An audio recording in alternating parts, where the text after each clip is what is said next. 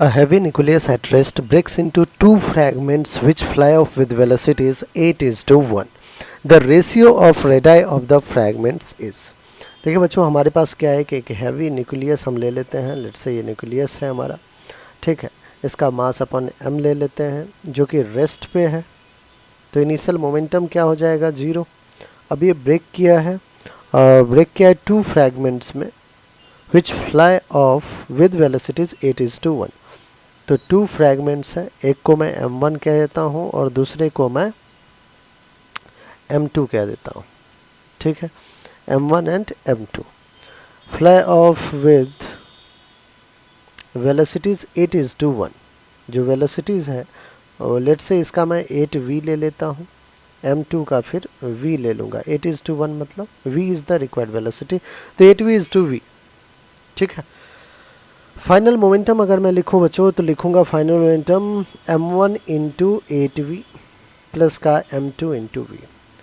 Applying conservation of linear momentum we can say that initial momentum is equals to final momentum that is 0 is equals to 8m1v plus का m2v। Cancel out क्या होगा, v cancel out हो गया। यहाँ से m2 जो आ रहा है बच्चों ध्यान समझिएगा, -8m1 लिख दो which is equals to m2।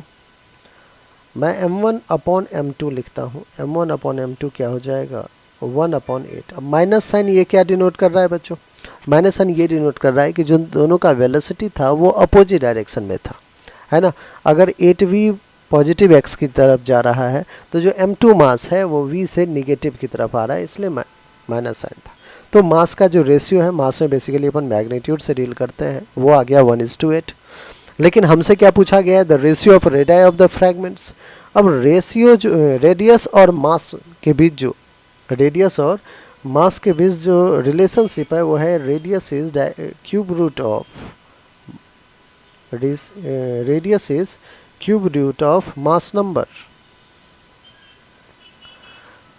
Radius क्या है, क्यूब रूट है किसका, मास का, r इज m⁻⁴।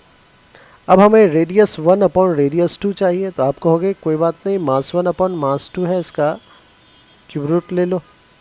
तो बच्चों क्या आ जाएगा, m1 अपॉन m2 1/8 है, 1/8 पावर 1/3। क्या 1/2 आ जाएगा, 1/2 हमारा रिक्वायर्ड रेशियो होगा जो कि हमारा 1 है, ठीक है बच्चों।